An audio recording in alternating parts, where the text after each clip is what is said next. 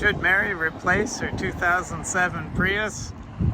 We're gonna hear her talk about some different reasons.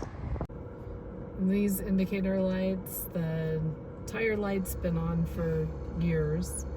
The brake and ABS lights came on a couple of months ago, and we haven't really figured out for sure what the problem is, but they're always on now.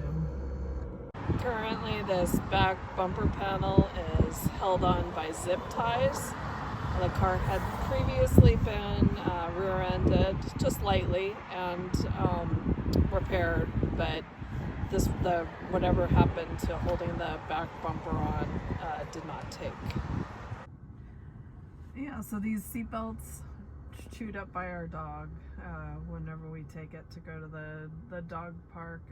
If he's in the car for too long and has too much anxiety, he's chewed through both of our seatbelts. So this car's only good for carrying one passenger. The engine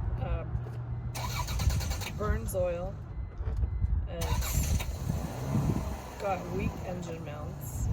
We can kind of hear it rattle around. We did have the top engine mount replaced, but there's more engine mounts that need to get replaced that are going to be more expensive because they're harder to get to, and the whole thing's rattling around. So it's kind of a scary drive at present. So, should Mary replace her 2007 Prius? What would you do? If you want to replace it, what would you replace it with? Let us know in the comments. Check out our next video and be sure to waste more time with Aero Productions.